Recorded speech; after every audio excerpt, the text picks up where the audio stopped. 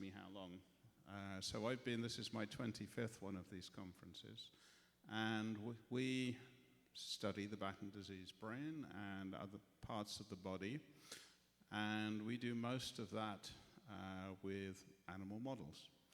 And we do that in an animal model where we have created it, but it often becomes important that we can also study the human disease, because if we're putting a lot of confidence in what's happening in our animals, we really actually need to know that it's reflecting the human disease.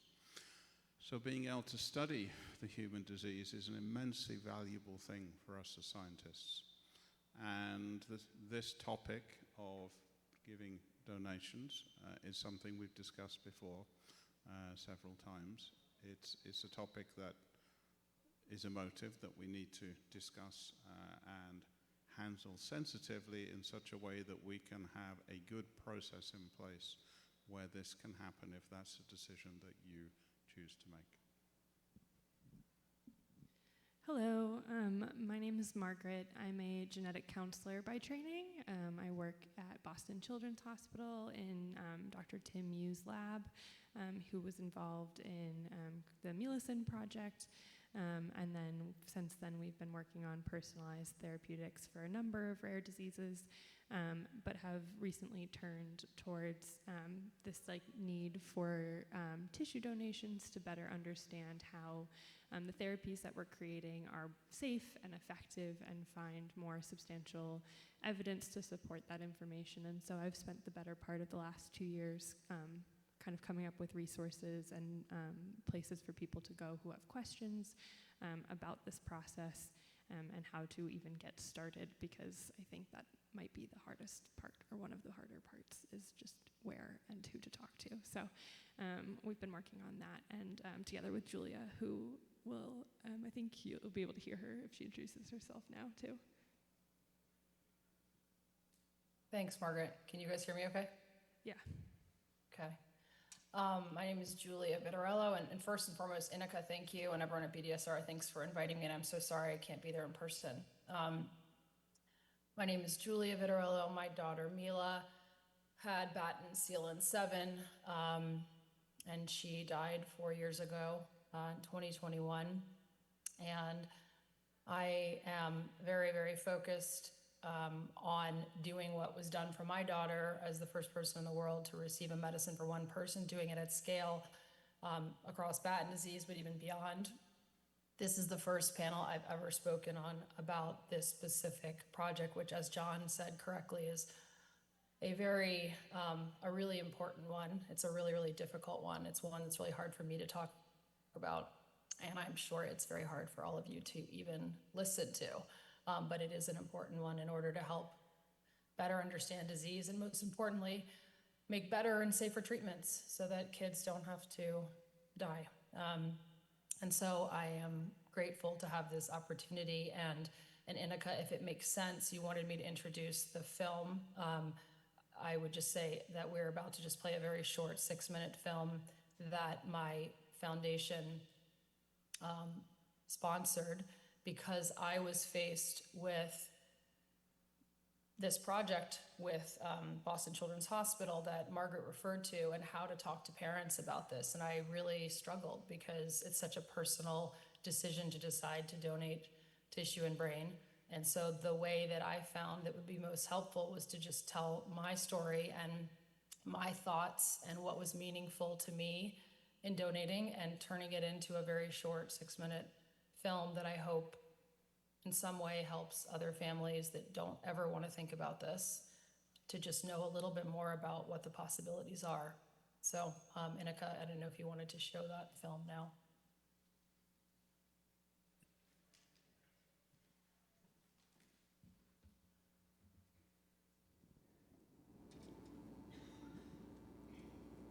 I have been robbed of a half of my soul. But I also feel like I've been given an opportunity that almost no one is given.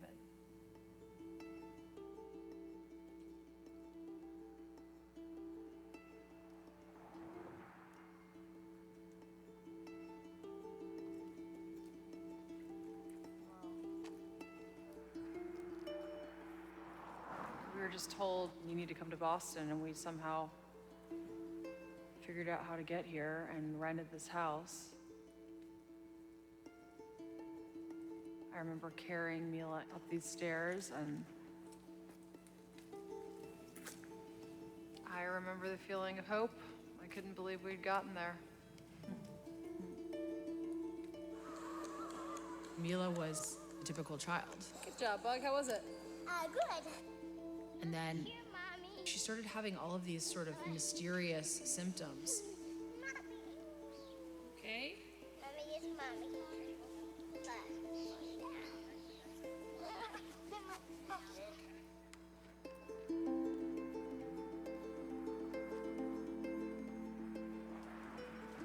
When we first got here, this was where I walked with Mila while she pushed her stroller, and she was having such a hard time lifting her feet.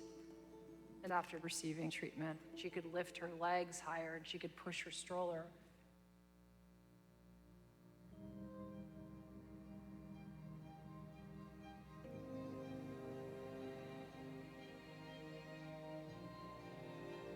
Some sleep. This treatment really, really helped Mila for a year, 2 years. I saw her seizures disappear. She just seemed stronger. But in the 3rd year, we could see the disease was, instead of stopped, maybe like slowed, and it was still progressing. Any first-in-class treatment is in some ways an experiment. We have to confront from the get-go that things may not go the way that we all wish. Finally, at a certain point, I had to accept this was not time for my daughter.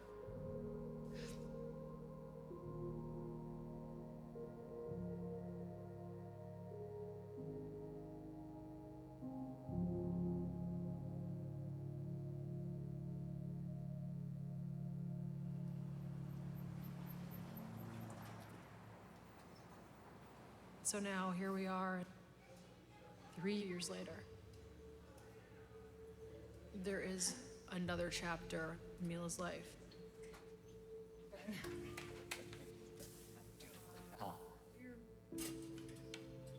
So we're looking at a section of Mila's frontal lobe. Is the gray matter. Looking at her cells, there is a level of detachment. Those cells in that petri dish are not my daughter. They are a gift that my daughter gave to science that we can learn from. Donating Mila's brain was like an incredible opportunity to help the much bigger movement well beyond my own daughter. When we looked at Mila's brain, Millicent was everywhere. But then the question, of course, is, does that translate to actually helping the cells? We had developed these ways of measuring the impact on splicing. Yeah. This red line is Mila's cells treated with Millicent. We're saying in the actual, these are Tissues. actual tissues. The splicing is actually that much better? Yep. Wow, that's pretty crazy. Doctor, you and I have been at the center of this sort of movement that's happened around individualized medicines, talking about how we could turn learnings from Mila after she died into a way of helping create a cell atlas for pediatric disease and the effects of treatment. A cell atlas is a way to look at a disease process in different organs, and in different brain regions, and then even within different cell types. Technology has really advanced, and we're now able to look at a single cell and better understand the effect of disease on that cell, and even learn the effect of a treatment on that cell. Let's say that you have a gene therapy drug. You need to know when you inject that drug where it actually ends up, in what organs, what regions, what cell types. By building an atlas of what's happening at each of these different levels, we can begin to build towards better treatments. We need to treat, learn, improve, treat, learn, improve. The idea behind this cell atlas is to start with Mila's cells and then hope that other families would consider brain donation, that this might be a way that their child's life would not be in vain and that would be able to help other children.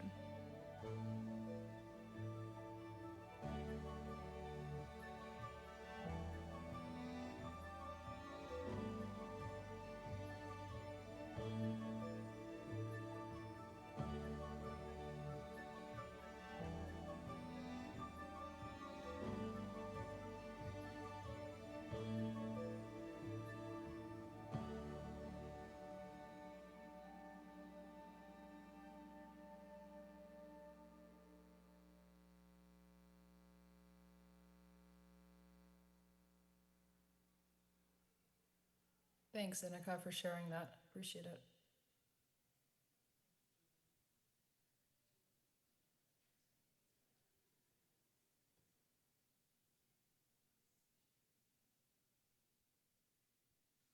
So we have a pre-prepared list of things that we thought might be a good idea to talk about, but we're very happy to take this discussion in any direction that you want it to go in.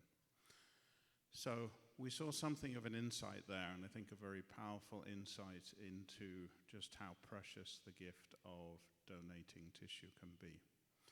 Very simply put, it's hard for us to really properly understand the human disease unless we can study the human disease. And that is a difficult topic to address, and it's a difficult topic to think about. It's difficult for those of us who do the science to think about that, but it's sufficiently important that I think there's also great power in us coming together to think about it and discuss it together. So if you decide that this is something that you would like to do, and there is absolutely no right or wrong decision here, and different families make very different decisions, and those decisions may change as along the process. What we want to do is to put in place a very simple and a very compassionate and a well thought out procedure, so that if you make that decision, that tissue can be donated, and can be donated in a way that it can achieve absolute maximum benefit for the biggest number of researchers, the biggest number of people, so that we can learn from what would be an immensely valuable gift. There is no gift that is more valuable than this. And we can study not only what has been happening within a brain, but as we saw, if a treatment has been given, we can also try to understand how that treatment has actually worked. Where did it go? What did it do? And the sort of pioneering work that they're doing in Boston is starting to tackle that type of thing. And that's something that we want to make available and make possible. Now, to be able to have that to happen, we have to have a system in place where that can happen as simply and as smoothly as possible at what is the most difficult of times. So making that decision ahead of time and having a process ahead makes one less thing to think about. That can then happen, that can go on in the background, and that incredibly precious gift can then be there for future, to benefit not just scientists, but future generations of families, the knowledge that can be gained from them. And it's not just the brain. So yes, we work a lot on the brain. I talked a bit this morning about things happening in the rest of the body. So we're interested in some other things. We've heard about problems in eyes. We're interested to look at eyes. I'm very interested in looking at what's happening within the bowel.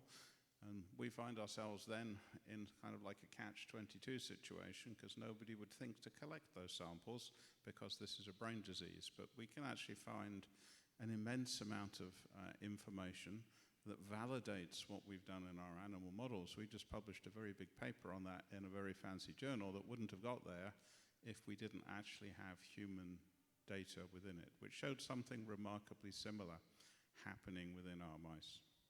So we're here to talk about what are the issues behind this, what are the emotions, what are the thoughts around it, and what would the procedures be so that that could be put into place if you decide to make that decision. So I'm here to talk about it from a scientist perspective. Margaret's here to talk about it from the process of what actually happens and how to make that happen in a seamless fashion. And we have a family perspective as well to talk about the value and what that feels like from a family side as well. So I'm going to pass to Heather first. I'm next so quickly. All right. And thank you thank you for including me, and thank you, Julia, for sharing your story about Mila. As a parent who has walked this road, I want to share my personal experience with tissue donation, not because it's easy to talk about, but because I believe in it matters deeply. When my son Nicholas passed away from Batten disease 11 years ago, my husband had arranged in advance for his brain and tissue to be donated to research at Mass General Hospital. He and I had not talked about it in detail. Chris was always brutally honest about the reality of our son's condition, but he had also put his own feelings aside, trying to shield me from our worst moments, knowing how excruciatingly painful it would be for us to talk about it. It wasn't that I would have disagreed, but while Nicholas was still doing okay, I just couldn't imagine going down this road. But the time came sooner than I was prepared for. Up until this point, Nicholas had a good quality life. He was wrapped in love, supported by family, friends, nurses, therapists, and his school community. The year he was 10, his seizure medication stopped working, and despite everything we tried, his health declined. Suddenly, he took a dramatic turn for the worse, developing pneumonia almost overnight. Despite all our efforts, additional seizure medications, and treatments for the infection, it became clear he wasn't going to recover. In the midst of this, my husband was the one who made the heartbreaking call to Dr. Sims in Boston to let her know the time was near. She instructed Chris to contact our local funeral home so they could be on standby and arrange for Nicholas's body to be transported from our home in New Hampshire to Boston within minutes after he passed. We knew then it was only a matter of days or even hours.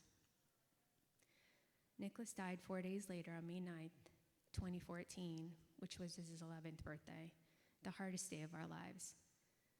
But even on that day, we chose to celebrate. We had a cake with Buzz Lightyear and Toy Story from the Toy Story movie, and we rented a bouncy house. Family and friends gathered at our home and released 100 green balloons in his honor. We knew it was exactly what Nicholas would have wanted. After the tissue samples were taken, his body was returned to the funeral home, and I've always held on to the belief that he was treated with the utmost respect and care. No parent should have to think about these details, and while nothing takes away the pain of losing a child, there has been comfort knowing that Nicholas's donation would help future generations. Nicholas had also participated in the CLN2 gene therapy trial in 2010 in New York City, which made his tissue especially valuable to research. Knowing he continues to contribute to science, even after everything he endured, brings a sense of peace. I won't pretend it's easy. Even talking about it now definitely makes me feel emotional. But if sharing my story helps families feel less alone or more informed, then I believe Nicholas is still helping us move closer towards a cure. I'm here to walk along any family considering this path. In many ways, it's the most loving thing we could have done for Nicholas's legacy and for our other children in the future. I also want to say that I would never judge any family for deciding this is not the right path for them. This is such a personal choice, and only you know what feels right for your child and your family. I also want to let you know that I'll always be willing to serve as the bridge between the families, clinicians, and scientists. While they may not know what it's like to be a parent of a child with Batten disease, we've been graced with people who show such kindness, gentleness, and sensitivity during our hardest moments. Even after 15 years on this journey, I see and hear their words they choose, and I truly consider them as part of my extended family. And I hope you'll feel that way too. As we plan this session, I hope we can create a space that is gentle and compassionate, and it's okay to feel unsure, conflicted, or overwhelmed by this topic. What helped us most was knowing that we're not alone making this decision, and that someone was there to guide us. I'm here to offer whatever insight I can, both as a parent and someone who believes that this contribution, though so hard, is truly a gift. Thank you, Heather. I'll now hand over to Margaret to talk about her experience and some of how things would actually work. Thank you so much for sharing. And I think we can all appreciate how incredibly difficult and uncomfortable of a topic this can be. And I think that everyone in this room is going to have a slightly different reaction amongst themselves and with their context to what we're discussing. And so the goal of our Cell Atlas project was to recognize that one of the major limiting factors for people participating in this sort of donation program is not knowing where to turn, not having the information available to them, but also from the medical and research side, not even knowing how to approach this topic. And so people will often choose silence instead of making that outreach in an attempt to kind of make things as smooth as possible. And so one of our goals with this Cell Atlas project was to provide a place for people a central place for people to come and ask their questions. And I'll start by saying that in talking and hearing and discussing this topic, you are by no means making a decision. And I think that's one of the big things that I would hammer home is that after the session, during the session, I'll be available and we'll make sure that my contact information is available so that if you would like to discuss or learn more, because I'm not going to go into the details today just because it's going to look different for everybody, that is not a commitment to anything. That's just finding out more information. And so I think hopefully that relieves some of the pressure that you can ask questions about this process and kind of get the information that you need as we go. So as part of the Cell Atlas, we've created kind of like the centralized place for people to send in requests, to meet with myself and Julia, members of our team. And over the past year and a half, we've spent time kind of collecting a group of people who are very knowledgeable in this topic, who have loved ones who have passed away and have been navigating this space for many years, to be available to help navigate that. I think the other key thing that I think, John, I'll ask for your input in as well is I think one of the major topics or concerns that people have is timing. When do I have to make a choice? Which is a really, really difficult topic to discuss because I think it can look very different for every person.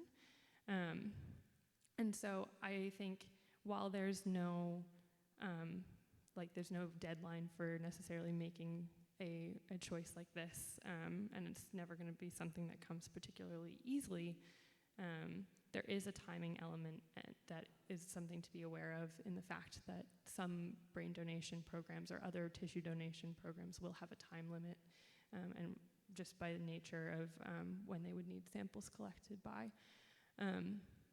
But our main goal is to not be intrusive on you and your in this very, very difficult time in any extreme way, and try and maintain as much of a peace and a process that is smooth over the course of that time. And so for some people that might mean making a decision well in advance, just to know that things are kind of planned out and to know what that process will look like from start to finish well in advance. Some people might find peace in that. And other people might say, I am not ready to make that decision until I absolutely have to. And that is okay as well. And some people might never come to a point where they can say one way or the other, and that is also entirely fair. And so I just wanted to say, kind of in summary, that we're prepared to kind of work with all of those scenarios. And so that we're not gonna, push a certain date or ask that you make a decision by a certain point. Yeah, so when it all comes, like most things in life, everything comes down to logistics and trying to actually make things happen in the most sensitive, respectful, and kindest fashion as possible. So what we're trying to do is we're establishing a system whereby if you decide that's the decision that you want to do, there would be a very simple process where you can put into motion a system where tissue samples would be collected. If they're going to be collected, we want them to be preserved in the best possible way so that the maximum benefit can be obtained from them. And that means that they have to go to a specialist place where they will be looked after extremely well and respectfully and carefully, and that they would then be accessible to people who are researchers who might want to then research that. So there's several components to that, and we're going to try and unpack some of them. So the first component, if you make a decision, is that we would actually need informed consent. So we need to, it's like having any medical procedure, we need to know that we have in permission, your permission, that you have made this decision, that you are willing to donate tissue for research purposes. And that's the first step. And you can put that consent up front. Just because you put that consent in place doesn't mean you then need to go through with the process. You may change your mind at a later date, which is, again, perfectly fine. Families make decisions at that moment.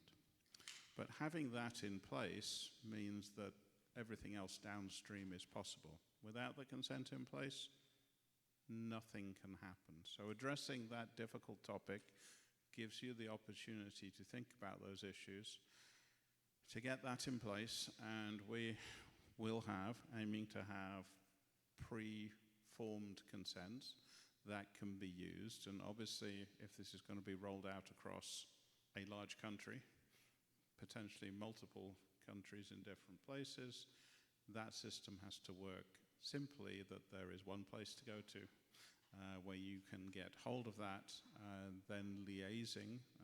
The next component is liaising with the physicians so that the physician who is caring for your child knows what your thoughts might be, that you have this in place, and that then people know what precisely to do when things reach that particular stage. And that's where having a designated place becomes sensible, a place that you know that you can contact, that wherever you happen to be, it doesn't take more than the minimum number of contacts to be able to set the wheels in motion for that process, if that is what you have decided and you have the ethics in place. So that's what we're in the process of putting in place so that it can happen as respectfully and as seamlessly in the background as possible. And what then happens is that samples that would be collected will go to a specialist center that will preserve them and look after them. And typically we take two different types. We take something which has been fixed in a fixative to preserve it, that would allow us to look at structure and physical changes, and we would freeze something which allows us to do molecular analysis to look at changes in genes, changes in the expression of things, which becomes particularly important when we're looking at responses to therapy. We have hopes that what our therapy did in our animals will do something similar in a person, but without our ability to measure it, we would never know that. And we might hope that something worked, but we wouldn't know why or how it had worked. And that's why this becomes especially important as these therapies that we heard about this morning are coming down the line.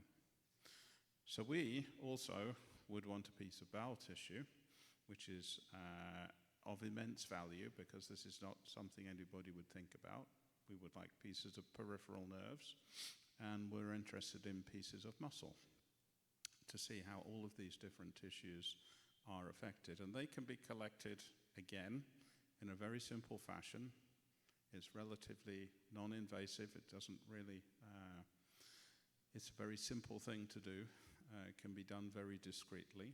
And then those samples can be preserved in a particular way. So where do they then go? Well, they go to typically what is called either a brain bank, which specializes keeping brains, or a tissue bank, which keeps other types of tissues. And there it is kept. And it is kept very safe. It is kept under very guarded conditions. Nobody can get access to that unless they have permission to do so.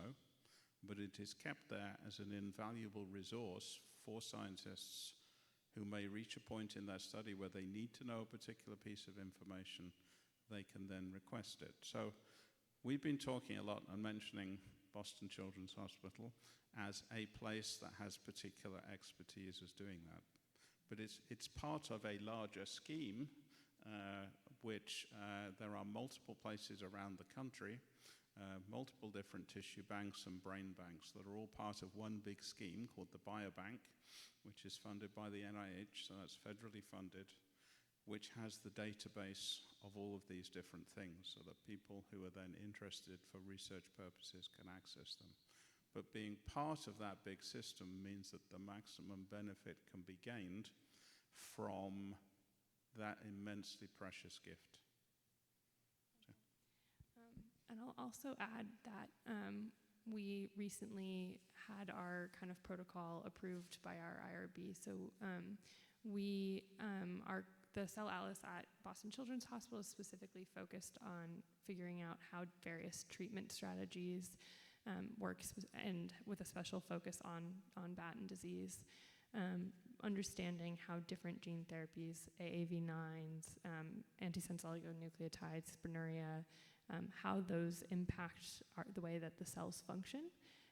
Because I think as we've been kind of discussing this, a lot of the results in our research so far depends on mouse models and cell models and what we can see in clinical exams, but it's really hard to quantify that and say, yes, this is because of a therapeutic without having this kind of analysis and this availability of tissue. And so we've been focused on that, but we do have additional connections within the NIH Brain Bank and other partners to assist for all individuals, regardless of whether or not they've received a treatment. So that was a really important thing for us to be able to kind of come forward and say that while we have focused our work primarily at Boston Children's on understanding these therapeutics, we wanted to make sure that we would have resources available to help anybody and everybody who was interested in this process. And so that is something that we do have in place, and it's part of a larger network, but also very much close and dear to our hearts at Boston Children's and in our lab. If I could add just a thought here, I know I'm like this giant head behind all of you guys here, but I don't want to interrupt. That was really, really helpful. Like, it's the information that both John and Margaret gave, or information I wish I had had. I would just say one thing, which is if I had been sitting in this crowd listening, I don't even know if I would have come to this session. It would have been unbearable for me. I don't think I would have been able to ask a single question. And it was a very, very traumatic, painful experience for me personally to learn about brain donation. And like Margaret said, everyone has a different way of facing this if they want to face it. Mine was that I could only learn a little bit at a time, and very little bit at a time, like 10 minutes at a time, and then I would hit my max. I couldn't hear anything more. And I learned over the course of 7 or 8 months before Mila died, maybe even more. And so, like Margaret mentioned, the reason that we set up this place to come is so that you can ask questions in a confidential space in order to learn more. And that means that, I mean, John is so well spoken about this. I can tell, John, you've been doing this for so long because you're so sensitive to what most people are not. Most people, not to be mean, but like most people just talk about this in a way that's like, okay, you give your brain and then we learn, and then, and John, I really appreciate you speaking about it the way you are. But just know that you don't have to ask questions right now. This is really to tell you probably more than you wanted to know, but at least so that you know, because I didn't know. I felt totally alone. I had no idea where to go. I was scared about the repercussions of me asking. And in my case, Mila's death was not just unexpected, like the horrible situation you went through, Heather, and every assured Batten child goes through different things. I had a lot of discussions with Mila's dad. I was divorced at the time, of what Mila would want. So there was a different scenario that some of you may find yourselves in, unfortunately, where you do sort of foresee death ahead of time.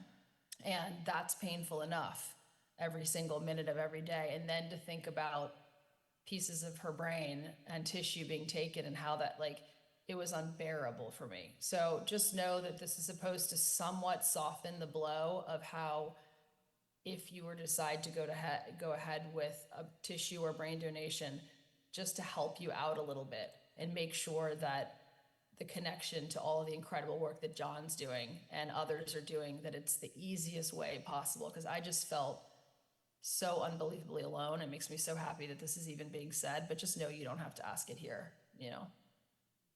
And thanks Inika actually is extremely helpful, because she in her previous life did play a role in tissue donation and brain donation. I really appreciate you sort of realizing that this topic is one that no one wants to talk about, but bringing it into this meeting, because unfortunately someone's got to talk about it. So thank you.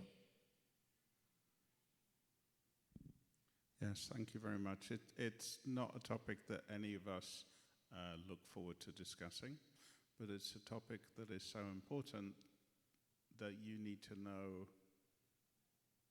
of that we recognize its importance. We understand how important this gift is. I can't walk in your shoes. I can only tell you it's difficult and it's uncomfortable in my shoes to talk about this and to discuss this. But it's a topic that is of such importance that sometimes we have to look into the dark and address these topics. And it's important that you know we're thinking of them. Because maybe if we think about it, then something will be in place and something will be there so that that immensely precious gift can benefit people. And as Margaret said, we're also very interested in kids who've never had a treatment at all, because all our ideas about the disease, I use my ideas about the disease as fuel to try and come up with a therapy. But our ideas about the disease are based on our models of disease. A model of disease is not the disease. We like to think that our mouse models tell us great things. They do. We like to think our sheep tell us great things. I know how valuable the dog model was in the development of Brinura, because I was lucky to play a small role in that process. But actually studying the human disease is what we are all here to do, what we're interested in. So it's important you know that we're here, we're thinking about it, and that a process and a system will be in place. And it's a message to try to put out to the whole community.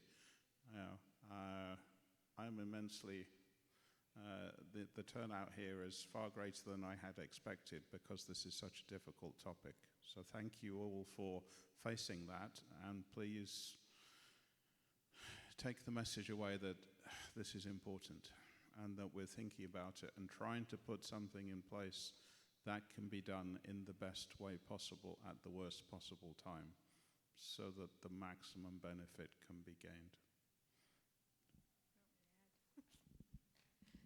I don't have very much to add, but thank you all. You're all so really well-spoken, and I know you're all really sensitive to our families.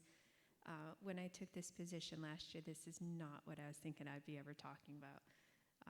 But just because it's hard, I'm happy to be able to help in any way and share our story. And gosh, I've only walked through this journey twice this year with the both of you, and you've been so sensitive, helping these families, and even talking with the hospice nurse, talking whoever the providers are at the hospital is so helpful in getting all those forms filled out. I know it's a really awful time for these families, and your kind words and sensitivity really means a lot. So thank you. Thank you very much, guys. We know this is a tricky topic and of conversation, but I would just add to that, having worked in quite a few of these now, both in Australia and in the US, that there are, I guess, families that express to me through the process how grateful they are after sort of the hard part of it's done. It's really confronting and difficult, and it can be done at the last minute too. We've talked about the idea of being prepared and sort of finding out more about it and taking time to do the consent and informed consent and discuss it with your clinician and your care team and so on. It also is something that you can decide at the 11th hour, and we have had a few examples of that too, where we've done phone calls through the night to try and coordinate things, and that's possible too. And the vice versa, it can be something that you think you want to do and then at the last minute decide actually it's not, and that's also completely fine, and there is zero judgment. But I feel like the reason we've put on such a confronting but important topic of conversation is because families don't know what they don't know. And we really want to give you that opportunity, because even families that I've spoken to, bereaved families, since these sort of conversations have taken place, have said to me, gosh, I wish I just knew that that was even a possibility. I just wish I'd done that, because that legacy is just, what an incredible thing that we could have done. And so I don't want that to be any other family that thinks, there's a regret there that they didn't have the opportunity because no one ever talked about it. So here we are, and kudos to all of you for being here, and thank you. And we're always here between Heather, John, myself, and Margaret. Yes, I was about to say, if you've got questions, we'll pass it there. No pressure, but.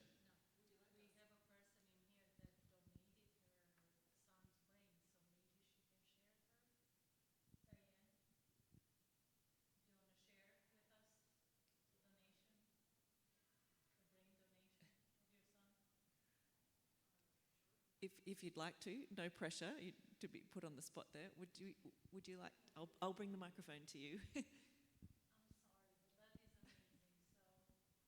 Thank you for sharing. Hi, I'm Diane. I'm Bobby's mom. Still Bobby's mom. In February, my son got the flu, and I knew something wasn't right. I'm a paramedic, worked in the emergency room for 30-something years. And I did his vital signs, and I said, oh, crap, and I rushed him to the hospital. Within 11 days, I lost him. We spent a little over a week in ICU, and they kicked butt trying to save him, and that was our plan. And they knew his situation, but they still worked really hard.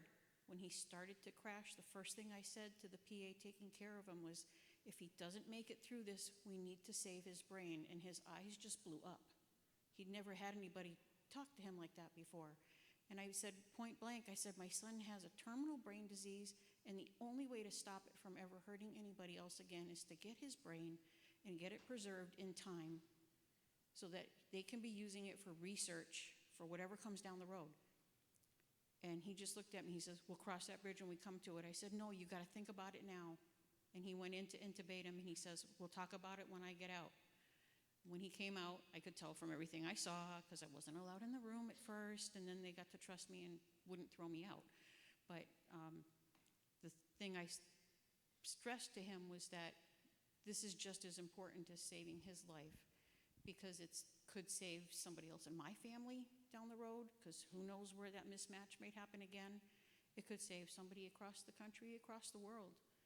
And having his brain put into the brain bank at Harvard, I can tell everybody now, I have a Harvard man. My son went to Harvard. Really. You got to think about it. It's the only way Bobby can have a legacy, because of what happened with him throughout his life. He had, no friends, because he was always debilitated. He didn't really have any major accomplishments except for this. And we were in the hospital, and I had the New England Donor Services come in, and it's called NEDS, and they weren't able to find any place to take his brain on such short notice. But I wouldn't give up. I'd been planning this since he was 3 years old, and I just sat there on the phone all night looking up stuff, and I finally got in touch with somebody from the Harvard Brain and Bank for the Harvard Brain and Spine Bank, Boston. And I took their number and I called them right away. It was 10 o'clock at night. I said, I'm gonna call. It's an emergency. It says emergency number. I called. They called me back in less than an hour, and I had somebody asking me tons of questions, super excited that I contacted them. And when I told the nurse in the morning that I found somebody to collect his brain, he says, how did you do what the organ donation team couldn't? I said, because I'm his mom. We tried to get samples for Dr. Cooper. We worked hard, but we just couldn't find anybody to do the procedures at the time. The organ team came in and worked with the kidneys and the liver, but they didn't have enough people or enough time to get the rest of the samples we wanted. We tried to collect his eyes as well, but same thing. We didn't have anything in place like they're trying to set up for you now. For all these things that I wanted to do for him, the biggest thing that I was able to do was to save his brain for all of you and for everybody down the road. So don't let it scare you. These guys are here to help. I'm not the best resource, but I'll kick butt with any of you if you ask me. So just consider it. It's the only thing that you can do for your child that you couldn't do for them when they were alive.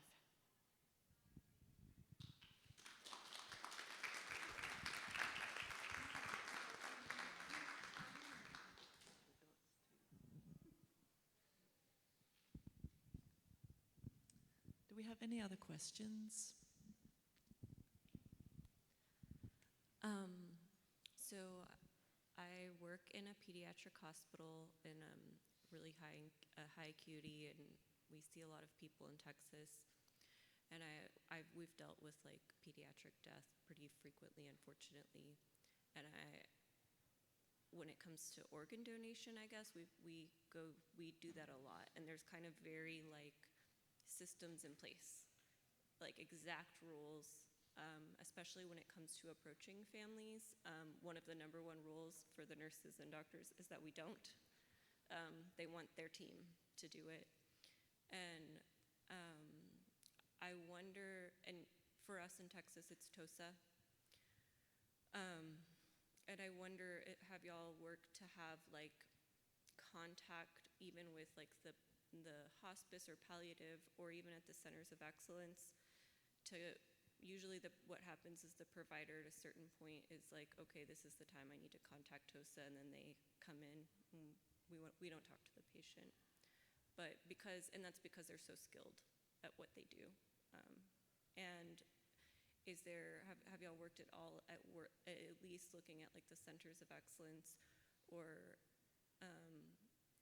as like places to where, you have these kids who are coming frequently over and over and having a time to kind of have that conversation with the family and even a very specific team. Sometimes they'll even include what they call like child life, which they're so great. Their whole job is handling this kind of stuff. And like, I don't know, I think that would be really awesome and helpful. And even having like a card for some of the providers, because like we wear it with us the moment we get to a certain place, like we have a number to call,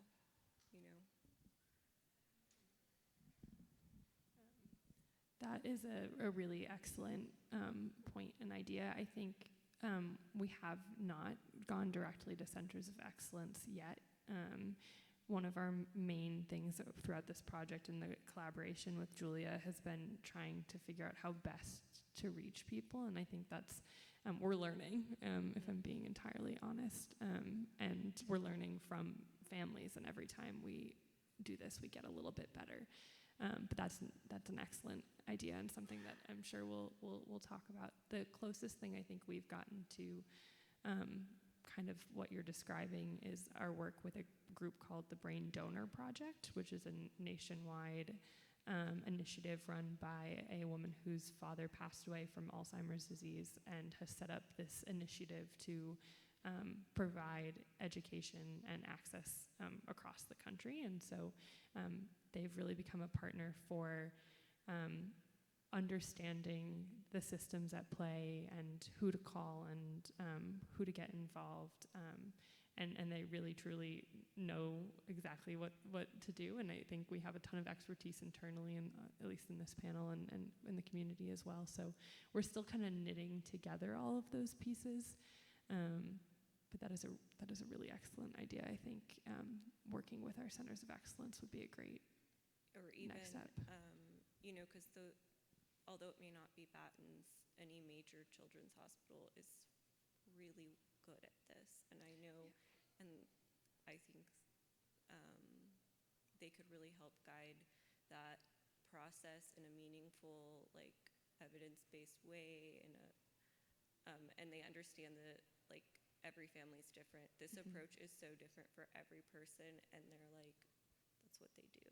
Yeah, and on our consent form for our protocol, one of the very first things that we will ask is who is your person? Yeah.